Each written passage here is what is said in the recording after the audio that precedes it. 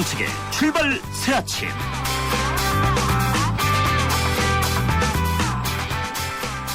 날씨가 아직 영하지만 많이 풀렸습니다.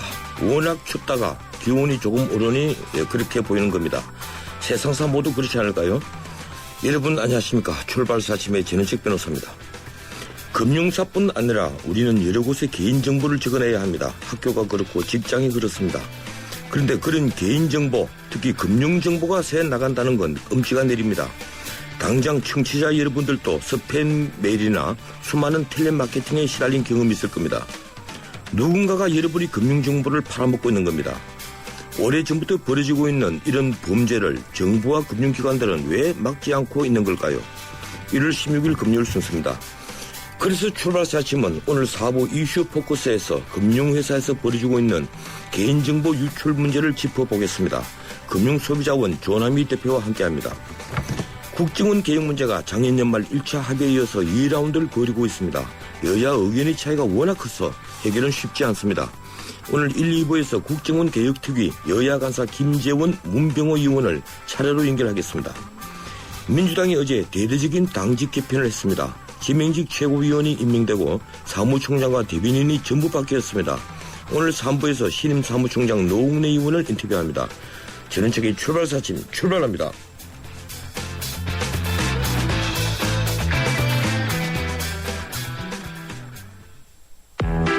시크릿 노트가 지켜온 비밀스러운 즐거움. 이제 폰에서도 이 즐거움을 이어간다. 지문으로 나만의 비밀을 지켜주는 베가 시크릿 노트. 그리고 또 하나의 시크릿, 베가 시크릿 업. 지켜준다. 고로 존재한다. 베가. 당신의 베이스 캠프는 어디입니까? 어디로 가야 할지 모른다면 방향이 될 것이고, 계속 가야 할지 망설인다면 용기가 될 것입니다. 베이스 없는 정상은 없습니다. 세상의 베이스가 되다. 포스코. 뉴스의 흐름을 짚어드립니다. 뉴스의 가치를 열어드립니다. 출발 새아침 뉴스 브리핑. 예, 뉴스 브리핑 시사평론가 이종훈 박사와 함께합니다. 어서 오십시오. 네, 안녕하십니까. 예, 오늘 조간 헤드라인 어떤 것들이 있습니까? 꽁꽁 언 청년 고용률 사상 최저 떨어져, 또 청년 취업 사상 최저, 그리고 실업률 오르는데 기업은 채용 줄인다. 이 청년 실업 관련한 내용이 많습니다. 예, 어제 통계청에서 나온 자료였죠? 네. 예. 그리고 배우자 목 50%엔 상속세 안 물린다. 이런 내용도 있고요. 이젠 북한 인권이다. 이런 내용도 있습니다. 예. 그리고 어제, 오늘 아침 조간에 실리지 못한 어제 밤에 나온 뉴스들, 이석채 KT 전 회장 범죄 혐의가 소명이 안 돼서 영장 기각된 사연이 있고, 북한이 한미 군사 연습 중지 요구를 한 것도 있고, 박 대통령이 한인도 협력 시너지 분야가 무궁무진하다. 인도에 가서 하신 말씀, 이런 것들이 있네요. 네. 예, 청년 고용률이 외환위기 때보다 더 낮다는데 이게 어떻게 된 겁니까? 예, 2013년 고용 동향 자료입니다. 통계청에서 나온 거고요. 지난해 청년층 고용률이 39.7%. 그래서 1982년 관련 통계 작성 이후 처음 40% 밑으로 떨어졌다는 겁니다. 당연히 청년층 취업자 수가 379만 3천여 명으로 해서 역대 최저 수준 기록을 했다 그러고요.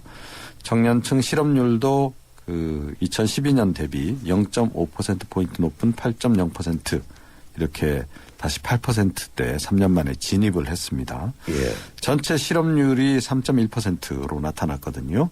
그러니까 2배 이상 더 실업률이 높은 거죠. 예, 그러니까 청년들의 일자리가 없는 것인지, 청년들이 눈높이가 높은 것인지, 어쨌든 청년 실업률이 굉장히 높은 건데, 네, 그렇습니다. 대기업이 올해 채용 규모를 오히려 줄인다고 하죠? 네, 그렇습니다. 이 대한상공회의소가 최근 그 한 취업 포털과 함께 이 매출액 상위 500대 기업 대상으로 해서 2014년 일자리 기상도 조사를 했는데요. 예. 채용 계획을 확정한 243개 회사, 채용 예정 인원이 3만 900여 명. 그래서 지난해 같은 방식 조사에서 나온 3만 1000여 명보다 1.5% 정도 감소한 것으로 이렇게 나타났습니다. 지난해의 경우에는 조금 전에 말씀드린 이 조사 결과보다 오히려 조금 더 채용한 업체들도 없잖아 있었다 그래요. 14% 정도. 예. 근데 올해는 어떨지 좀 지켜봐야 되겠습니다. 정말 이 청년들의 그 실업 문제는 결국 이 국가 성장을 깎아먹는 건데. 네, 그렇습니다. 참 큰 걱정이군요. 이 경제계는 노동시장 유연성 확보가 이루어져야 고용률이 높아진다. 이렇게 지적을 하고 있죠. 네, 그렇습니다. 이 대한상인은 올해 경제가 전반적으로 회복될 것으로 전망이 되고는 있지만 산업 현장에서 기업들은 아직 경기 회복세를 확신을 못하고 있고 채용 규모를 쉽사리 늘리지 못하고 있는 실정이다. 이렇게 이제 얘기를 했는데요. 그러면서 재계에서 지금 그 전반적으로 올해 그 통상임금 산정 범위 확대라든가 근로시간 단축 이런 그 지난해 국회를 통과한 노동 관련법들이 기업들에게 상당히 부담을 주고 있다. 이렇게 좀 지적을 하고 있고요. 그러면서 비정규직 고용 규제 완화, 고용 형태 다양화를 중심으로 한 노동시장 유연화 그런 것과 더불어서 실업보험 수혜 조건 강화, 실업자의 구직 노력 의무 강화 이런 실업보험 체계의 개편도 요구를 하고 있다 그럽니다. 물론 노동계에는 또 어떻게 생각을 할지 아마 정반대 생각을 하지 않을까 이런 생각이 들긴 하네요. 네, 그렇군요. 이 아베 정권이 모든 교과서에 독도가 일본 땅이라는 내용을 넣고 싶어한다. 예, 그래서 지금 학습 지도 요령, 여기부터 바꾸겠다는 이 주장이 나왔죠? 네, 그렇습니다. 일본의 교과서 운동을 이끌어온 아이들과 교과서 전국 네트워크 21 측이 어저께 기자회견을 가졌는데요. 예. 이 아베 정권이 지금 추진을 해서 우리 정부도 지금 그 상당히 경고를 하고 나선 중고등학교 학습 지도 요령 해설서 그 개정, 그 목적이 결국은 이제 거기에 있다. 이렇게 이제 이야기를 한 겁니다. 지금도 대부분 교과서에 독도에 관한 기술이 등장을 하고 아베 정권은 여기에 독도는 일본 고유의 땅이다. 이런 말을 넣고 싶어 한다.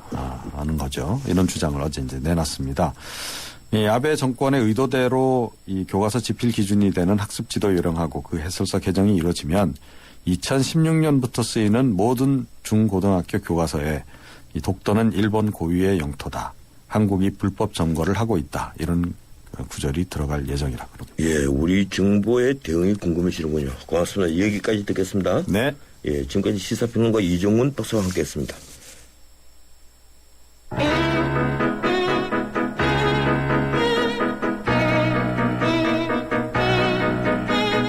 세상에서 가장 중요한 목소리는 지금 이 방송을 듣고 계시는 여러분들의 목소리입니다.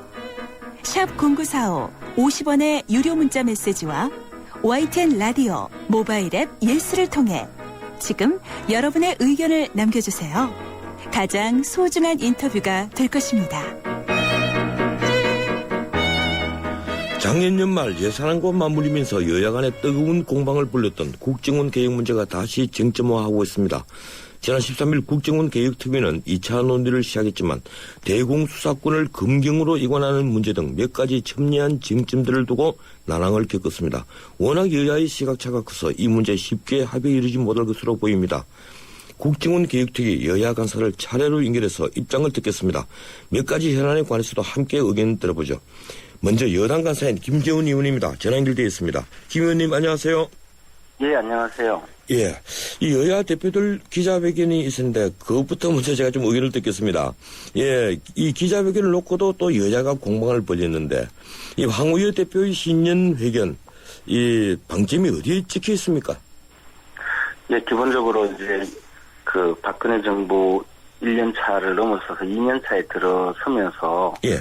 정부 여당에서 특히 여당의 어떤 국정 운영 과정에서 그 정부의 정책을 직접 그 집행하는 과정에서 입법적으로 뒷받침할 것이 무엇인지 이 부분에 대해서 여러 가지 그 쟁점에 대한 설명이 있었고요. 예. 특히 그 지방정부 개혁 또는 지방공기업 개혁뿐만 아니라 중앙정부에 속한 나라는 여러 공기업 개혁에 대한 각가지 그 해법이라든가 또는 국민의 동의를 구하는 여러 가지 정책 제안이 있었는데요. 이 부분은 상당히 시적절했다고 생각하고 있습니다. 예.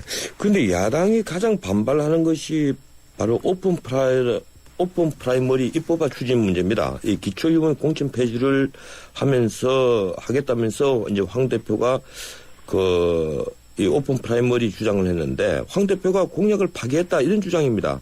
공약 파기를 위한 무타기로 오픈 프라이머리 주장을 한다는 건데요. 어떤 의견이십니까?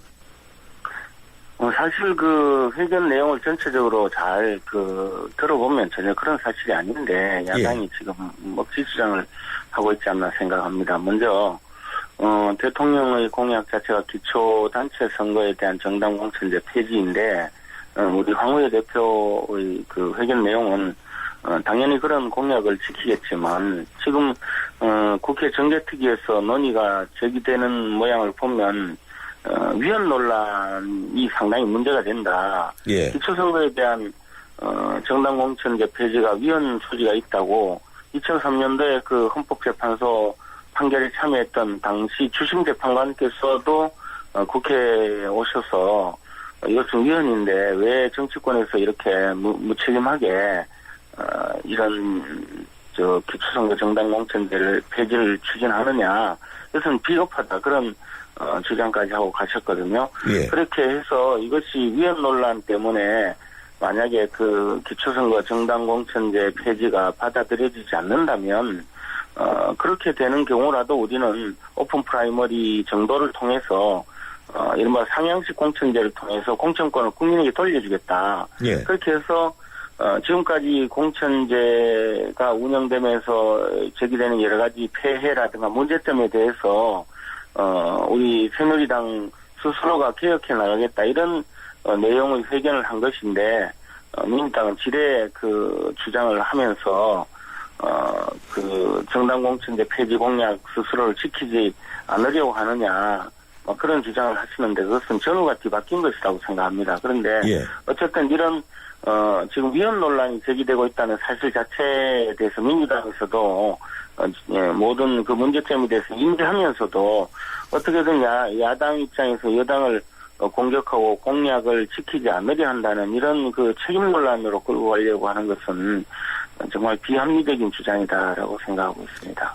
예, 그 당시에 위헌 결정 내린 그 사건에 그 주심이었던 송인준 변호사죠. 그분이 와서 국회에서 말씀하실 때 야당도 다 함께 들었습니까? 당연히 뭐 야당도 함께 듣고 그렇게 해서 아마 제가 알기로는 위헌적 위헌 가능성이 충분하다라는 판단 아래 야당의 그 박기춘 사무총장께서도 그렇다면 법 개정하는 것이 문제가 있다면 한시적으로 일단 여야가 공히 현행 법제도를 유지하면서 무공천으로 한번 운영해보자 이런 주장을 한 것으로 알고 있습니다. 그것은 예. 야당 입장에서도 이미 이 법을 개정하는 것이 위헌 논란에 빠질 수 있다라는 것을 인지하고 말씀하신 것 같은데 그 문제를 뻔히 알면서도 이렇게 주장하는 것은 너무 좀 비합리적인 주장이 아닌가 그런 생각입니다. 예, 그렇군요. 이 김한길 대표의 신년 기자회견 어떻게 들으셨습니까? 저는 뭐 야당의 대표로서 나름대로 충분한 문제의식과 또 여러 가지 합리적인 대안을 많이 제시했다고 생각합니다. 예. 그리고 그러한 야당의 합리적인 대안 제시가 앞으로 우리 정치를 상당히 발전시킬 수 있지 않을까 생각을 했고요. 특히 북한이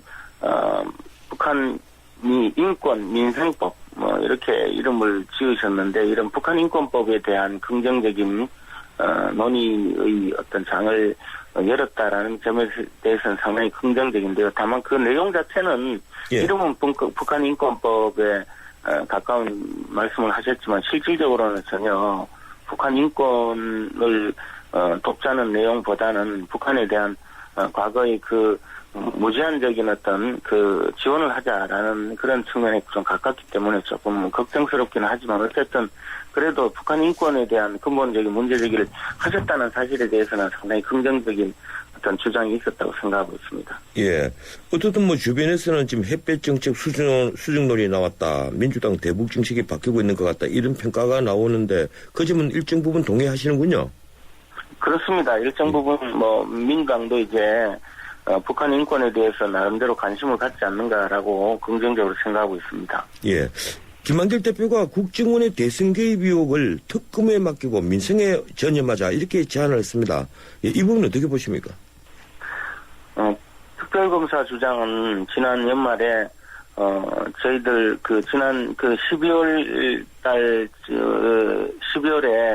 사자 회담이 있었습니다. 예. 여야 당대표 원내대표 사이의 합의문까지 작성하면서 사자회담이 있었는데 그때 특검 주장은 사실상 접고 국정원 개혁 특위를 출범시켜서 국정원이 앞으로 그 정치 개입의 가능성조차 완전 제도적으로 차단해서 제도적으로 이제 향후에는 국가기관이 정치에 관여하고 선거에 관여하는 일을 막자고 합의를 했고 그러한 과정에서 국정원 개혁특위가 출범해서 국정원 개혁법을 전부 통과시켰거든요. 예. 그런 이후에 또다시 그 특검 주장을 하는 것은 뭔가 철진한 노래를 듣는 느낌이었습니다. 이미 그러한 어떤 제도적 장치까지 갖추었고 앞으로 미래를 향해 나가자고 사자회담까지 하실 마당에 다시 특검 주장하는 것은 시의적절하지 못했다고 생각하고 앞으로 이제 우리 정치가 향해 나가야 될 어떤 미래를 좀 설계하는 그런 대열에 동참하셨으면 하는 바람이었습니다. 예, 특검 주장을 지금 철진한 노래라고 말씀을 하셨는데 민주당은 그 당시 사자회담 직후에도 특검은 계속 논의한다 이런 입장이었는데요. 아마 그런 그 특검을 계속 논의한다는 말씀은 있었지만 또 예. 합의문구에도 특검은 논의한다라는 합의문구에도 있었지만 예. 실질적으로는 국정원 개혁특위를 출범시키면서 그런 국가기관의 대선 개입 의혹 사건에 대한 모든 것을 국정원 개혁특위를 통해서 해결한다라는 그런 의사였고 그런 의사가 실질적으로 계속 반영되었기 때문에 특검 주장은 그동안 없었습니다. 그런데 신년도 기자회견에서 다시 말씀하신 것은 아마 뭐 그렇게 저희들로서는 그렇게 방점이 찍힌 예, 의미가 있는 주장은 아니었다라고 생각하고 있습니다. 예, 그렇군요. 이 국정원 개혁특위가 이 13일 시작이 됐는데 가장 큰 쟁점은 역시 대공수사권을 금경에 이관하는 문제인 것 같습니다. 언론 보도를 보면요. 지금 민주당은 아주 완강한 태도인데 새누리당 또 여기에 대해서 전혀 양보할 생각이 없으시죠? 어떻습니까? 그것은 뭐 양보의 문제가 아니고 이런 국정원 개혁특위를 출범시킬 때 그런 논의할 의제 내지는 어떤 앞으로의 진행 방향에 대해서 합의문이 있습니다. 그리고 그것을 통해서 합의문을 통해서 이제 국정원 개혁특위를 발족시키는 그 국회의 처음부터 출범시키는 과정에서의 제안 설명이 있는데요. 여기에 보면 의제가 쭉 나와 있는데 대공수사권 이전은 애당초 의제가 아닙니다. 그래서 우리 국정개혁특위에서 다룰 의제도 아니고 국정개혁특위의 권한도 아니라고 생각합니다. 그래서 그 문제는 뭐 앞으로도 다뤄질 가능성도 없고 또 다룰 필요도 없는 그런 문제라고 생각해서 저희들은 뭐 주장을 하시더라도 그에 대한 뭐 대답의 필요성이 없는 그런 의제가 아닌가 생각하고 있습니다. 그러니까 합의문을 제가 좀 갖고 왔는데요. 이 합의문에 있는 국가기관의 정치 개입 금지 신뢰성 확보를 위해 필요한 사항 및 대테러 대응 능력, 해외 대북 정보 능력에 관한 사항은 2월 말까지 계속 논의한다. 이 부분에 지금 그 대공수사권 이관 문제는 적혀있지 않다. 이런 내용, 이런 말씀이시죠? 그뿐만 아니고 12월 말까지 다루게 될 여러 가지 사안에도 보시면 그 뭐 대공수사권 이야기는 아예 언급이 없었고 그에 대해서 여야가 사자 회담을 하고 그 합의 문구를 작성할 때도 대공수사권에 대한 어떤 언급도 없었습니다. 그리고 그 합의문을 작성하는 과정에 저도 참여를 했었는데 그때도 그런 의제는 없었습니다. 근데 민주당은 사자회담에서 이미 이 부분에 대해서 기초적인 합의가 있었다. 계속 이렇게 주장을 하거든요. 그렇게 주장하시는 분은 그 합의에 참여하지 않으신 분들만 주장하시는 거죠. 예, 그렇군요. 이 휴대전화 감청 문제인데요. 새누리당은 사이버 테러 등 각종 범죄에 대응하기 위해서 합법적 감청을 허용해야 하고 그래서 통신비밀보호법 개정이 필요하다. 이런 입장이시죠? 거기도 이제 합의문에 보면 대북 정보 능력, 해외 정보 능력과 대북 정보 능력 향상을 위한 여러 가지 조치에 대한 논의가 2월 말까지 제기되어 있는데요. 그중에서 가장 중요한 것이 이제 그 테러범이라든가 또는 북한의 그 사주를 하던 그런 종북 세력 등의 어떤 활동 과정에서 그들의 그 정보를 입수하기 위해서 지금 가장 중요한 것이 어떻게 보면 서로 간의 대화 또는 더 나아가서 그 정보를 입수하게 되는 과정에 대한 어떤 통신을 제한하는 조치인데, 지금 문명 국가 중에서 유일하게 우리나라가 이런 통신 제한 조치가 불가능한 나라가 되어 있거든요. 예. 사실은 우리나라가 가장 전자적 정보에 대한 기술이 가장 발달한 나라인데, 역설적으로 그러한 통신 제한 조치가 불가능한 나라가 되어 있다는 것은 결국은 고립된 성과 같은 정보 입수 과정에서의 가장 문제가 있는 나라가 되어버렸습니다. 더 나아가서 수사를 위해서도 예를 들어 인질범, 인질강도, 또 더 나아가서 유괴, 납치 살인과 같은 그런 범죄를 저지르는 사람도 과거에 유선전화가 있을 때는 지금의 통신비밀보호법에 의해서 전부 전화 감청이 허용이 됐었는데, 예. 휴대전화가 일반적으로 보급되면서 기술적으로 충분히 가능함에도 불구하고 입법적인 위기로 인해서 통신 제한 조치가 어려워진 이런 상황을 감안한다면 반드시 통신 제한 조치가 앞으로 이루어질 수 있도록 그렇게 법 제정이 되어야 된다고 생각합니다. 지금 민주당 입장에서 제가 질문을 드리자면, 이거 합법적인 감청 허용해야 한다고 하지만 결국 개인이 사생활 침해 같은 부작용만 일으키실 수 있지 않겠느냐, 이런 우려가 들기도 합니다. 어떻게 생각하십니까? 감청을 그냥 아무렇게나 하는 것이 아니라, 예.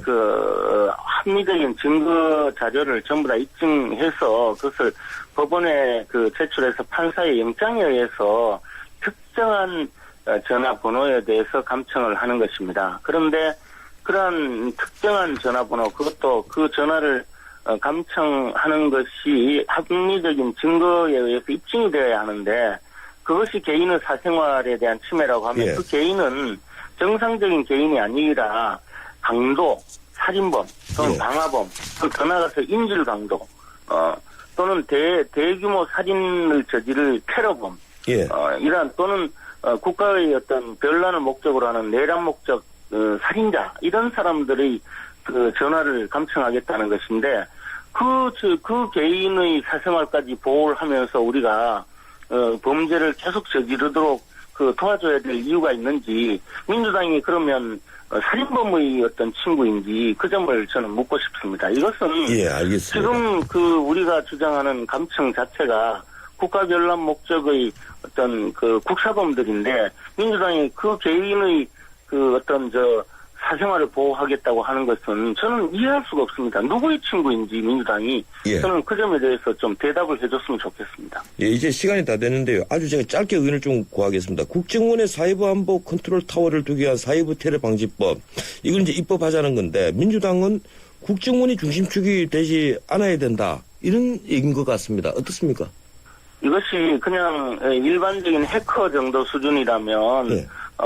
정부 부처가 가능하겠지만, 이것이 사이버 테러라는 것은 국가 전체의 통신망을 마비시키는 정도의 대규모의 변란 행위이고, 그것은 결국은 폭격 행위, 폭탄을 투하하는 것 같은 국가 변란 수준의 행위이기 때문에 그 정도의 기술적인 장치를 갖추고 있는 것은 지금 현재 국정원밖에 없습니다. 그래서 사이버 테러에 대한 예. 중심축 역할을 국정원에 맡기자고 하는 것입니다. 예, 고맙습니다. 여기까지 듣겠습니다. 예, 지금까지 국정계획특위 여당 간사인 김재훈 의원이었습니다. 한 가지만 더 알려드릴게요. 요즘 해킹을 통한 무역대금 사기가 기승해버린다네요. 매번 똑같은 이메일이라고 방심하지 마시고, 송금 전에는 전화를 통한 계좌 확인 잊지 마세요. 해킹으로 인한 무역대금 사기 방지 캠페인, 한국무역협회와 경찰청, 전국은행연합회가 함께합니다. 미안해 깎아주지 못해서 실로가 이름으로 깎아줄 테다. 하지만 11번가로 가면 다양한 할인에 마법으로 모든 걸 깎아줄 테야. 카드 할인, 포인트 할인, 쿠폰 할인, 모바일 할인. 시스타와 함께 할인의 마법은 계속된다. 11번가. BMW 엑스드라이브가 알려드리는 교통정보 김유리입니다. 갑작스런 폭설로 도로 곳곳이 빙판길입니다. 교통안전에 당신에게 날씨는 두려움입니까? 즐거움입니까? 어떤 상황에서도 지능적으로 대응하는 BMW 엑스드라이브. 드라이빙의 즐거움은 계속됩니다. 예, 1부 순서 여기서 마치고 잠시 후에 2부 이어갑니다. 천년왕국 신라의 수도 경주. 인구 100만 명을 넘어선 거대 도시 경주는 당시 세계적인 국제무역항이었습니다. 1500년 전 아랍과 인도, 동남아시아, 심지어 아프리카에서 온 수많은 사람들이 신라 사람들과 어울려 경주 시내를 활보하는 모습은 지금의 국제도시 서울과 다르지 않습니다. 이미 신라는 다문화 사회였으며 개방의 나라였던 것입니다. 우리 민족이 전제된 글로벌 DNA. 이제는 대한민국을 찾는 많은 외국인들을 포용하고 융합하는 우리의 큰 힘입니다. 이 캠페인은 글로벌 뉴스리더 연합뉴스와 함께합니다. 서양 고전음악을 완성시킨 천재 작곡가 악성 베토벤. 그의 음악적 잠재력을 일깨워준 사람은 스승인 크리스티안 네페 선생님이었습니다. 네페 선생님은 지루한 이론과 반복적인 연습을 강요하지 않았습니다. 이탈리아와 프랑스, 독일에 유명한 오페라를 감상할 기회를 마련했고 어린 베토벤이 음악에 대해 더 깊이 느끼고 생각할 수 있도록 이끌었습니다. 가르치는 것이 아니라 깨우치는 교육, 아이들의 잠재력을 활짝 꽃피우는 우리 교육의 희망입니다. 이 캠페인은 I am the key, 눈높이 대교와 함께합니다.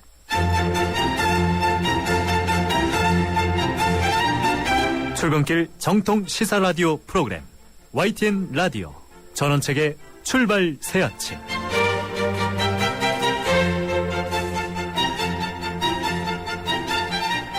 예, 전원책의 출발 사심 2부 순서 시작합니다. 다음 주에 지난한 말씀 듣겠습니다. 현대자동차 오너들의 휘파람 소리가 커진다. 난 주유. 난 쇼핑. 난 보험. 난 커피. 난 자동차 바꿔야겠다. 블루 멤버스 포인트로 원하는 대로 시작합니다. 자동차에서 라이프까지 블루 멤버스. 자세한 내용은 홈페이지 참조. 소치의 감동부터 브라질의 열기까지 LGTV로 바꾸시면 더욱 생생해집니다. 울트라 HD TV, 올레드 TV, LED TV 구입 시 최대 200만 원 캐시백 혜택을 드립니다. 2월 23일까지 행사 제품에 한합니다. 자세한 내용은 베스트숍 홈페이지 참조. 전자제품 쇼핑은 베스트숍에서. 도전해보고 싶은 유럽 탑10 개표 결과입니다. 프라하 스카이다이빙, 알프스 캠핑 등 쟁쟁한 경쟁자를 누르고 1위는 의외인데요. 내가 사랑한 유럽 탑10. 투표 결과는 travel.koreanair.com에서. 대한항공 유럽 11개 도시 최다 노선 운항. Excellence in flight. Korean Air. 나랑 결혼해줄래? 내 속까지 풀 스테인리스를 건강하고 깨끗하게 지켜주고 아껴주고 싶으니까 쿠쿠 풀 스테인리스 2.0 에코. 매일 너와 쿠쿠하고 싶어. 쿠쿠.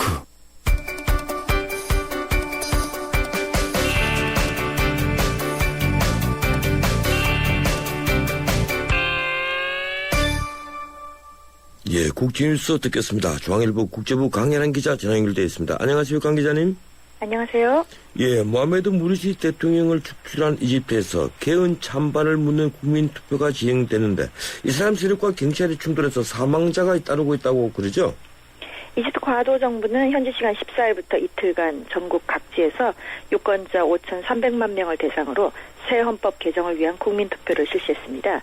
새 헌법은 군부 권한을 대폭 확대하고 이슬람 색채를 약화하는 내용을 담고 있어서 무르시 대통령을 지지하는 무슬림 형제당 등의 강한 반발을 샀습니다. 각 투표소에 경찰 20만 명이 배치됐지만 이슬람 세력과 친군부 단체가 곳곳에서 충돌해 최소 11명이 숨지고 28명이 다쳤습니다. 이집트 군부는 이번 투표를 군부 집권의 발판으로 보고요. 최종 투표율에 주목하고 있는데 찬성률은 70% 정도로 예상이 됩니다. 새 헌법이 통과되면 과도 정부는 올 중순 이전에 총선과 대선을 치르게 됩니다. 예, 올랑드 프랑스 대통령 불륜 스캔들이 연일 화제인데 이 올랑드 대통령이 처음으로 이 스캔들과 관련해서 입을 열었다면서요. 어떤 내용입니까? 프랑스 올랑드 대통령은 현지 시간 14일 감세 등 경제개혁 조치를 발표하는 신년 연설을 한 뒤에 질의응답 시간을 가졌습니다. 네, 기자의 첫 질문이 이랬습니다. 몇 주 뒤 미국 방문이 예정돼 있다. 발레리 트리에르 바일레르가 지금도 프랑스의 퍼스트 레이디인가? 트리에르 바일레르는 이제 영부인 역할을 맡아온 올랑드의 동거녀입니다. 예. 대통령이 이제 몰래 연애하고 있는 여배우 줄리 가예가 퍼스트 레이디 자리를 차지하게 될 것이냐 하는 질문이죠. 올랑드는 잠시 숨을 고른 뒤에 모든 사람은 시련의 시기를 맞는다. 우리도 그렇다. 지금 고통의 시간을 보내고 있다고 말했습니다. 정치인 사생활에 관대한 풍토인 프랑스에서 대통령이 기자들로부터 외도에 관한 질문을 공개적으로 받은 것은 이번이 처음입니다. 앞서 트리에르 바일레르는 올랑드가 나를 선택한다는 뜻을 분명히 하면 그를 용서할 수 있다는 심경을 나타낸 것으로 알려져서요. 다음 달 11일 올랑드의 미국 방문 때 과연 누가 동행할지 관심이 쏠립니다. 예, 미국에서 22년 전에 인공수정으로 낳은 딸을 유전자 검사한 결과 병원에서 정자가 바뀐 것을 뒤늦게 확인한 사연이 들어와 있죠? 미국 텍사스의 주부가 호기심에 가족 유전자 검사를 했는데 22살 딸의 유전자가 남편과 전혀 맞지 않게 나온 겁니다. 이상 추적을 해보니 1992년 브림 클리닉에서 인공수정으로 딸을 낳았을 때 정자가 뒤바뀐 것을 알게 됐습니다. 황당하게도 딸의 유전자는 당시 병원의 파트타임 직원과 일치하는 것으로 드러났는데요. 문제는 병원이 92년 문을 닫은 데다가 이 직원도 99년 사망을 해서 실수인지 고의인지 확인할 길조차 없다는 사실입니다.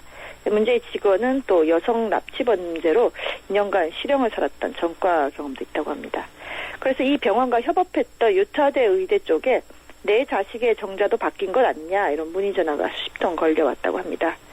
하지만 사연의 가족은 진상 규명은 요구하되 서로 돈독한 모습을 보였는데요. 아버지 조는 누가 뭐래도 내 딸이고 우리는 가족이라고 언론 인터뷰에서 말했습니다. 예, 고맙습니다. 여기까지만 듣겠습니다. 감사합니다. 예, 지금까지 중앙일보 국제부 강연한 기자였습니다. 뉴스를 창조하는 시사 프로그램, 뉴스를 풀어내는 시사 프로그램, 전원책의 출발 새 아침. 작년 연말 국정원 개혁에 관한 1차 합의 이후 지난 13일 국정원 개혁 특위가 재가동하면서 2라운드가 시작됐습니다. 정치 현황과 국정원 개혁 쟁점에 대해서 여야의 입장을 차례로 듣고 있는데요. 일부에서는 여당 간사인 새누리당 김재원 의원 인터뷰였습니다. 이번에는 야당 간사인 민주당의 문병호 의원 전화 연결하겠습니다. 문 의원님 안녕하세요. 예, 안녕하세요. 새해 복 많이 받으십시오. 예, 문 의원 또 새해 복 많이 받으십시오. 예, 고맙습니다. 예. 문 의원께서 어떻게 보시는지 제가 의견을 좀 먼저 구하겠습니다. 여야 대표들 기자회견에 대한 질문인데요. 김한길 대표 우선 이 신년 회견 방점 어디에 찍혀 있습니까? 역시 이제 이번 지방선거에서 올인하겠다. 지방선거 올인해서 승리를 하겠다는 의지를 강력하게 표명하신 거고요. 예. 그것을 위해서는 이제 중도층까지 포괄하는 좀 더 위원을 확장하는 방향으로 당을 운영하겠다. 그것이 이제 핵심이라고 봐야 할 것 같습니다. 예, 그런데 여당뿐 아니고 뭐 보수층 일각에서도 이제 비판을 하려고 하면 이런 비판을 합니다. 이 소통을 하고 민생을 챙기자면서 또다시 국가기관 대선개입 특검부터 들고 나온다. 거기에 올인한다. 이런 비판을 하거든요. 어떻게 생각하십니까? 그런데 그 부분은 사실 작년 1년 내내 정치권을 떠들썩하게 했었는데요. 예. 어쨌든 간에 그 문제에 좀 매듭을 지한다고 봅니다. 그래서 그 문제는 사실 여당이 특검을 수용하면은 더 이상 거론할 문제가 아니고 특검에 맡기면 될 문제인데 여당이 지금 특검 수용을 않기 때문에 저희로서는 계속 문제제기를 할 수밖에 없는 상황이죠. 예. 그렇군요. 저희 입장에서는 그것을 쉽게 포기할 수는 없습니다. 작년 1년 동안 그렇게 제가 고생하고 목소리를 높였는데 뭐 10년 됐다고 해서 그것을 완전히 없었던 걸로 할 수는 없지 않겠습니까? 그래, 1년 동안 고생하시는데 이 고생의 대가가 없으니까 끝까지 해야 되겠다. 이런 취지는 아니겠죠? 그것이 또 타당하죠. 요즘에 뭐 수사 결과를 보면은 NLL 사건도 무혐의가 됐고 뭐 최동욱 황제 사건도 수사가 지지부진하고 모든 지금 국가기관의 불법행위에 대해서 지금 검찰 수사가 전혀 정말 성의가 없고 진전이 없습니다. 그래서 이것은 이제 검찰의 의지가 없는 것이 아닌가. 그래서 특검을 도입해야만이 진실을 밝히고 불법 행위를 근절할 수 있다. 저희 민주당 입장은 그것입니다.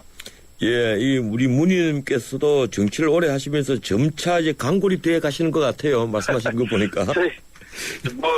저야말로 가장 합리적인 사람인데요. 강골입 되게끔 여당이나 대통령이 자꾸 이렇게 밀어붙입니다, 저희를. 몰아세우고 있기 때문에, 좀 더 합리적인, 그런 정치인들이 좀 활동할 수 있는 그런 분위기가 됐으면 좋겠습니다. 예, 제가 알기로는 우리 문병호 의원님 워낙 부드러우신 분인데 그래서 제가 여쭤본 겁니다. 이 새누리당 황우여 대표 신년 기자회견 어떻게 보셨습니까?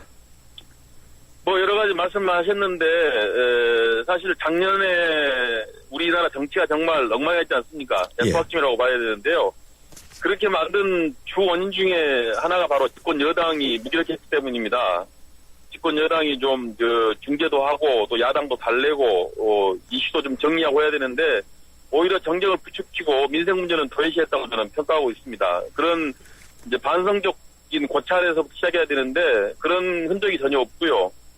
그리고 이제 저희 야당에서 주장한 여러 가지 뭐 국정원 특검 문제라든가 또 국정원 개혁 문제에 대해서 언급이 전혀 없으셨고 또 대통령의 신년 기자회견에 역시 코드 맞추기 한 것이 아닌가. 그래서 역시 금년에도 여당으로서의 역할을 할 수 있을지 그로서는 좀 걱정입니다. 그래서 좀 더 여당이 정치의 중심이 되는 그런 의지를 필요했으면 했는데 좀 아쉽습니다. 예, 집권 여당이라고 하지 않습니까? 이 대통령 코드 맞추는 것은 뭐 당연하다고 봐야 되지 않습니까? 어떻습니까? 물론 뭐 대통령을 잘 보필하는 것도 여당의 역할이지만요. 또 대통령이 쓴소리도 하고 대통령이 잘못 갔을 때는 그것에 대해서 비판도 할 수 있는 게 여당이라고 생각합니다. 그래서 그 두 역할을 잘해야 되는데 지금 새누리당은 너무 대통령 그 코드 맞추기만 급급하고 있다. 저희는 그렇게 평가하고 있습니다. 예. 이번에 야당에서 그 오픈 프라이머리 입법을 두고 공격을 많이 하던데 사실 네네. 지난 선거까지는 오픈 프라이머리는 그 정당 제도를 무시한 제도다 해서 새누리당이 비판적이었고 민주당은 예. 오히려 이걸 도입하자고 하면서 찬성하는 쪽이었거든요. 그런데 왜 이렇게 입장이 바뀐 겁니까? 그 부분이 이제 저희는 좀 그 새누리당의 진정성을 의심하는 겁니다. 새누리당은 그동안에 그 후보 공천할 때 거의 다 중앙당에서 주도를 해서 공천을 했습니다. 뭐 예. 당원들이나 시민들의 의견을 많이 들은 건 아니죠. 그런데 갑자기 오픈 프라이머리를 제안한 것은 역시 이제 기초선거 정당 폐지를 지난 대통령 선거에서 박근혜 대통령께서 공약을 하셨는데 이제 그것을 지금 말바꾸기를 하다 보니까 그것을 희석시키기 위한 꼼수가 아닌가 저는 그렇게 보고 있고요. 오픈 프라이머리에 대해서는 이제 우리 당내에서 찬성한 분들이 있고 또 새누리당에서도 반대한 분들이 있습니다. 이게 상당히 이제 제도 좀 뭐 검토를 많이 해야 되는데요.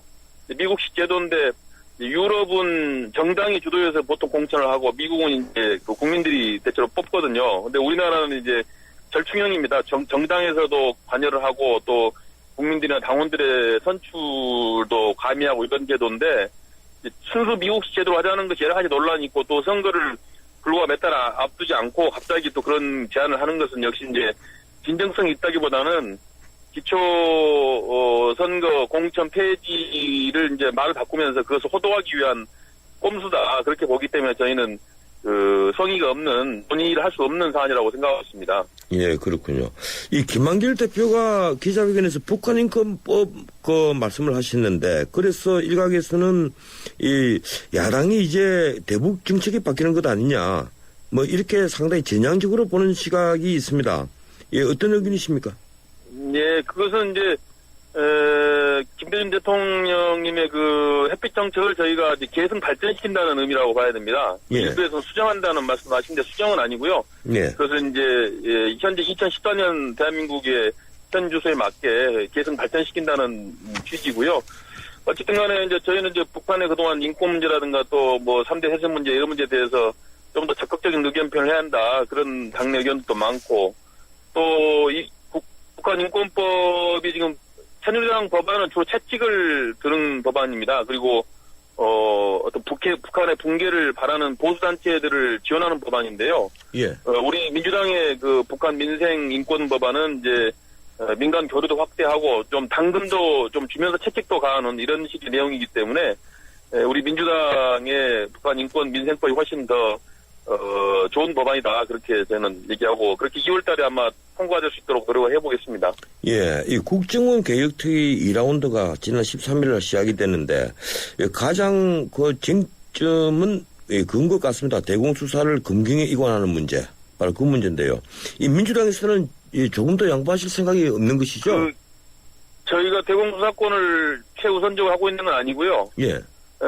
제1의 목표는 국정원은 법을 지켜야 한다. 그것이 제 목표입니다. 지금 국정원이 국정원법에 정해진 직무 범위를 벗어난 불법적인 정보 활동을 하고 있습니다. 예. 말해서 국내 정보에 대해서는 뭐 정치, 경제, 문화, 뭐 사회 모든 정보를 수집할 수 있는 것이 아니고 국내 보안 정보에 한정돼 있습니다. 법에 그렇게 돼 있습니다. 우리 전 변호사님도 변호사니까 한번 법을 한번 보시면 좋을 것 같은데요. 알고 있습니다. 그 부분 제가 한번 본 적이 있습니다. 그러면은 간첩이나 반국가 세력의 어떤 국가의 위행에 대해서 국가 안전을 지키는 정보에 국한되고 있는데 지금 국정원이 국내 정보 파트에 있어서 무슨 인사 문제, 무슨 수의계약 문제, 또 무슨 논문 표절 문제, 어떤 개개인의 개인사까지도 다 지금 최동욱 전 총장의 혼외자 문제 그런 거 사실 다루는 것 자체가 불법이에요. 그래서 일단은 국정원이 법을 지키는 것을 확립을 해야 한다. 그것이 제1의 목표입니다. 그리고 이제 두 번째는 국정원이 정보기관으로서 역할을 제대로 못하는 것이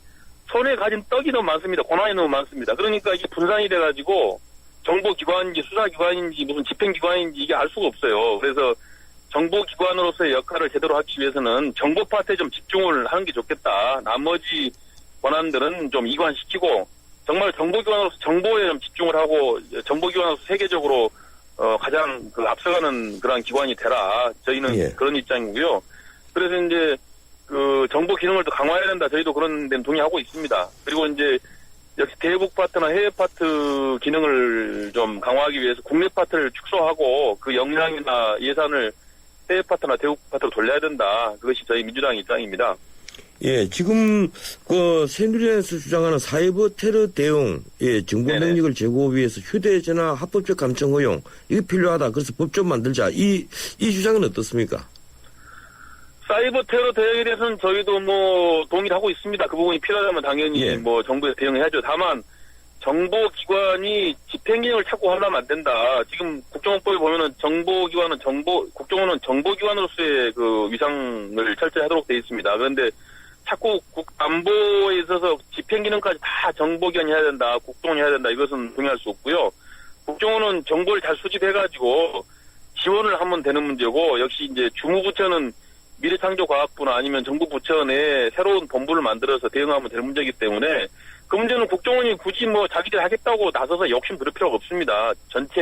국가 전체 어떤 효율성을 따져봐야죠. 자꾸 자신들만 모든 걸 하겠다 해서는 안 되죠. 그리고 이제 합법 감청 문제에 대해서는 역시 우리나라 국민들께서 지금 휴대폰을 많이 쓰고 계시는데 지금도 불법 도감청에 대해서 굉장히 두려워하고 있습니다. 예를 들어 제가 국정원 교육특위 간사가 되니까 우리 보좌관이 대포폰을 하나 사왔어요. 의원님 이거 다 도청됩니다. 대포폰은 불법입니다. 그런데요. 그래서 우리나라 국민들이 지금 불법 도감청에 대해서 알레르기가 있고 또 내가 전화하는 것을 누군가 엿듣고 있을지 모른다 이런 걱정이 많은데 또 그동안 어쨌든 국정원이 불법적인 도감청을 한 역사가 있지 않습니까? 그래서 알겠습니다. 우리 국민들은 이렇게 불법 도감청이 또 국정원이 날개를 달아주는 게 아닌가 그런 또 걱정을 하시기 때문에 지금 단계에서는 그 문제를 논의할 수가 없다 그런 말씀입니다. 지금 시간이 거의 다 돼가는데요. 그렇더라도 이 문병호 의원께서 또 국회의원이기 이전에 법률가이신데 불법 대포폰을 사용을 하는 걸 방송에서 고백을 하시면 안 되죠. 어떻습니까? 국정원의 사이버 안보 컨트롤 타워를 두기 위한 사이버 테러 방지법 입법을 하자. 이걸 또 새누리당이 주장하는데 좀 짧게 얘기해 주시겠습니까? 이 무엇이 문제가 있는 겁니까? 사이버 테러법이요?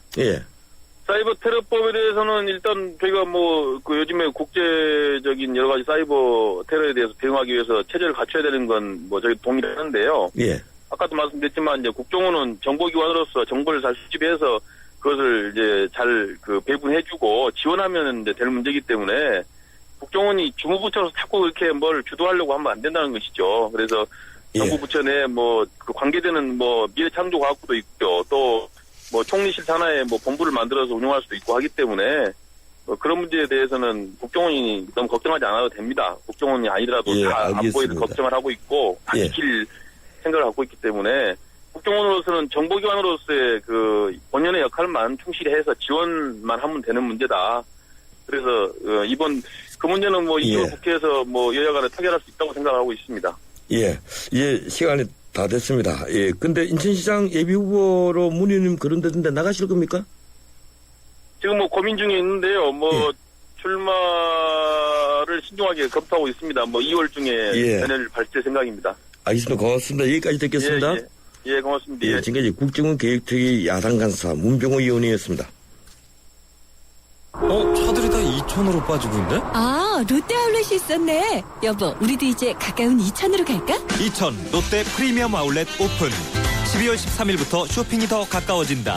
해외 명품부터 아동 스포츠까지 350여 개 유명 브랜드. 이천 롯데 프리미엄 아울렛. 진짜 크고 가깝네. 연아가 알려주는 좋은 물의 조건. 물 드실 땐 꼭 수온지를 확인하세요. 저는 지하 180m 천연 안만수와 드넓은 구규림이 있는 해발 680m 강원도 평창을 꼭 확인해요. 깨끗해. 강원 평창수, 평창 동계올림픽 공식 먹는 샘물. 아이고 우리 심청이가 팔려가다니. 그래도 내 걱정은 하지 마셔. 심청이가 안심포를 주고 갔으니까 이 안심포는 24시간 긴급 출동의 건강상담 서비스까지 받을 수 있어이다. 알뜰폰에 새콤을 더하면 S1 안심폰. 삼성 디지털 프라자에서 만나세요. 하이마트 무한만족팀 뭐 좋은 아이디어 없나? 그렇다면 하이마트 신년축하 사은 대잔치. 풍성한 사은품과 최고 200만원 캐시백, 최고 24개월 카드 혜택을 1월 10일부터 26일까지. 자세한 내용은 매장에 문의하세요. 전자제품 살 땐 하이마트로 가요. 예, 2부 순서 여기서 마치겠습니다. 8시 10분에 3부 이어갑니다.